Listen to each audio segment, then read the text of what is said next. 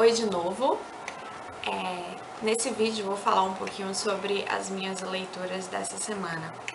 Eu vou começar falando que eu li no blog da Juliana Brina, que é o Pintacilgo, que tá tendo um movimento agora que é chamado Leia Mulheres 2014, que é para estimular as pessoas a lerem mais mulheres nesse ano de 2014. Porque a verdade é que as mulheres têm sido deixadas um pouco de lado na literatura. A Juliana até deu o exemplo da Alice Munro, que ela já era famosa em muitos países e só ganhou destaque aqui no Brasil e na mídia em geral quando ela ganhou o Prêmio Nobel de Literatura no ano passado. Então é um exemplo de uma mulher excelente, que escreve super bem e que estava sendo um pouquinho esquecida. Então eu gostei bastante da ideia e já aderi totalmente. Esse mês é o mês do meu aniversário, então no final de semana passado eu fui com meu namorado na livraria Cultura e ele me deu de presente 2 livros. Então eu já aproveitei para comprar 2 livros de mulheres. O primeiro foi o Miss Dalloway, do Virginia Woolf. Essa edição aqui da Kozak Naif, ela estava na promoção lá na livraria Cultura, ficou por um preço bem melhor. É uma edição linda, linda, linda. Eu ainda não li, mas é um livro que eu sempre tive vontade de ler, desde que eu assisti o filme As Horas. E com certeza eu devo ler esse livro nos próximos meses. Mas o livro que eu li essa semana, que eu também comprei na livraria Cultura, esse livro foi bem baratinho também, é da Kozak Naif, só que é dessa Kozak Naif portátil. Foi só R$8 na livraria Cultura, tá em promoção. É A Festa de Babette, da Karen Blixen. Eu não conhecia a Karen Blixen, eu já tinha ouvido falar porque ela é uma escritora bem famosa, mas esse livro aqui é tão bom que me deu vontade de ler todos os livros dela. Eu sei que tem um bastante famoso que chama A Fazenda Africana, e tem outro também que virou filme, até com a Meryl Streep e o Robert Redford, que é o Entre Dois Amores. Não sei como ficou a tradução, acho que deve ser essa mesmo. Enfim, tô com muita vontade de ler outros livros dela. Ela é uma escritora dinamarquesa, e esse livro aqui, A Festa de Babette, ele virou filme. Ele ganhou o Oscar de melhor filme estrangeiro, o filme, em 1988. Então ele ficou bem famoso por causa disso. Na verdade aqui é um conto. Ele é bem curtinho, tem 55 páginas, bem curtinho mesmo o conto. Mas a linguagem de Karen Blixen é fantástica, fantástica mesmo. Eu até fiquei marcando aqui algumas passagens que eu achei bem bonitas. A história é simples. Eu até vou deixar uma resenha no meu blog, deve estar linkada aqui embaixo no box de mais informações, tanto sobre o filme quanto sobre o livro. Os dois são muito bons, os dois são imperdíveis, mas hoje eu vou falar só sobre o livro. A história é a história de 2 mulheres de meia idade e elas são filhas de um pastor luterano. E esse pastor luterano, ele é, assim, super conservador. Elas vivem numa cidadezinha na costa da Noruega. Karen Blixen vai descrever como um fiord, que é uma cidadezinha que fica no sopé de uma montanha e passa entre as montanhas um rio. Então, assim, eu imagino que deva ser uma cidade super fria. Mas, assim, essas 2 senhoras de meia idade, essas 2 irmãs, recebem uma noite Babette, que ela tá fugindo da França, da Comuna de Paris. Ela participou da Comuna e o filho e o marido dela foram mortos, então ela teve que fugir. E ela foi parar nessa cidadezinha da Noruega. As irmãs acolhem Babette em casa. E aí a história do livro é a história de que seria o aniversário de 100 anos do pai das 2 irmãs, que já é falecido, o pastor luterano, e Babette ganha na loteria 10 mil francos e resolve organizar um jantar para celebrar o centenário desse pastor. E assim, é muito interessante porque Babette, ela quer organizar um jantar francês em alto estilo, com tudo que vocês possam imaginar. E as 2 irmãs não estão nem um pouco acostumadas com isso, porque elas vivem uma vida extremamente regrada, são 2 beatas, não se permitem nenhum tipo de prazer, estão mais preocupadas com a vida após a morte do que com a vida aqui terrena. Então, é super interessante ver como tanto elas, as duas irmãs, como a comunidade como um todo vai ceder um pouco a essa vontade de experimentar um prazer que deriva da comida. E Babette é muito boa nisso porque ela é cozinheira por profissão. Então, assim, recomendo muito. A história é simples, a história é pequena, mas tem alguns temas aqui bem mais profundos, assim. Então, ela vai falar um pouco sobre o extremismo religioso, ela vai falar um pouco sobre o sentido da vida, ela fala também um pouco sobre o que é ser uma artista. Então, são alguns temas bem interessantes que ela traz aqui, mesmo em 55 páginas. Então, vou continuar lendo livros femininos esse ano, e aí eu vou contando pra vocês o que eu acho deles. O segundo livro que eu li essa semana, vocês já devem saber que eu tô lendo, porque, né, ninguém aguenta mais ouvir falar de Carlos Ruiz Zafón, mas foi O Jogo do Anjo.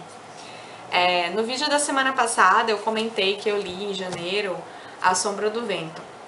E aí, dando sequência à leitura, eu li esse mês O Jogo do Anjo. Na verdade, é uma trilogia, que ele chama a Trilogia do Cemitério dos Livros Esquecidos, que é composta da Sombra do Vento, do Jogo do Anjo e, por último, O Prisioneiro do Céu, que eu ainda não li.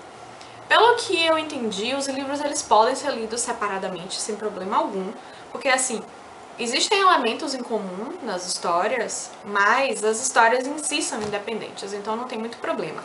Eu gostei muito de ter lido O Jogo do Anjo depois de A Sombra do Vento, porque é muito interessante ver como as histórias cruzam. Na verdade, cronologicamente, a história da Sombra do Vento ela é posterior à história de O Jogo do Anjo. Então, O Jogo do Anjo se passa na década de 20 e já A Sombra do Vento se passa na década de 50. Então, o final desse livro aqui coincide com o início de A Sombra do Vento. Mas eu gostei de ter lido na ordem que eu li, porque assim, não sei, você tem a surpresa de, no final, encontrar o início do livro seguinte. Essa história é a história de um escritor que chama Davi Martin. E ele é um escritor pobre, doente, azarado.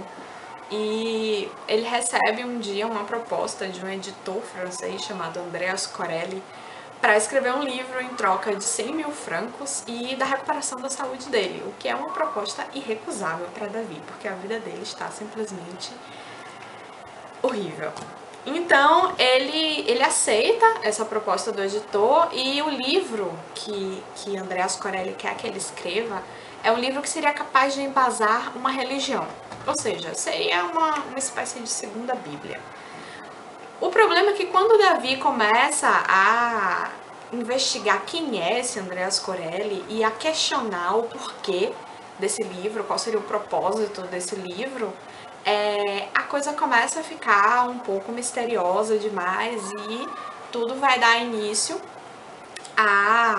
ao clima do livro, que é um clima um pouco mais sombrio, um pouco mais investigativo, um pouco mais misterioso. Assim, eu gostei muito do Jogo do Anjo, é um livro que o ritmo dele é muito acelerado, então você lê e você nem sente que as páginas estão passando, que o tempo está passando, mas eu confesso que eu gostei mais de A Sombra do Vento. Porque o que acontece aqui? Esse livro, quando ele chega no final, ele não te apresenta as respostas que você esperou o livro inteiro. Ele deixa as coisas um pouquinho aberto. Eu vi algumas pessoas falando que O Prisioneiro do Céu explica essas pontas que ficaram soltas aqui em A Sombra ou em O Jogo do Anjo, mas como eu não li O Prisioneiro do Céu, eu não tenho como dizer. E de qualquer forma, como os livros podem ser lidos separadamente, eu não vejo muito sentido em fazer com que o livro dependa do outro. Mas assim, o livro é muito bom, eu li muito rápido, mas assim, quando ele foi chegando no final, ele começou a ficar super acelerado e Davi passava por muitos lugares em Barcelona e descobria 1000 coisas diferentes. E quando chegou no final, eu nem tenho certeza se eu entendi muito bem o que aconteceu. Assim, pra quem não leu o livro, eu acho que talvez fosse melhor parar de assistir o vídeo por aqui, porque pode ser que a partir de agora eu dê algum spoiler. Assim, resumindo, é um livro bom. Eu só tive alguns problemas porque eu não entendi muito bem o final. Mas como eu vou falar sobre o final agora, então talvez seja melhor você voltar para assistir o vídeo, o final do vídeo, depois que você já tiver lido. Quem sabe você até me ajuda a entender melhor o que aconteceu aqui. E o que acontece é que toda a história que Davi vinha contando até então no Jogo do Anjo é colocada em xeque. Você não tem certeza se aquilo ali realmente aconteceu ou se Davi ficou maluco. A câmera parou de gravar porque eu fiquei sem espaço na bateria, mas voltando. O problema do final desse livro aqui é que, como Davi, ele é um escritor, e ele é um escritor conhecido e famoso por escrever ficção, e a ficção dele é bastante fantasiosa, tem elementos ali sobrenaturais e sombrios, e Davi é o narrador dessa história. Você fica se perguntando até que ponto tudo aquilo que Davi não te contou é ou não verdade, porque Davi pode estar te enrolando como narrador da história. Então, existe aqui um lance um pouco metalinguístico, porque você questiona até que ponto você pode confiar no narrador da sua história, porque se é um narrador famoso por inserir elementos sobrenaturais e fantasiosos em todas as suas narrativas, então quem te garante que ele não está fazendo a mesma coisa aqui? Enfim, eu não sei se essa é a interpretação mais adequada para o final do livro, mas eu até gostei depois que a minha frustração passou, eu até gostei de ter ficado essa dúvida, esse questionamento sobre a veracidade do que Davi tá contando pra você, né?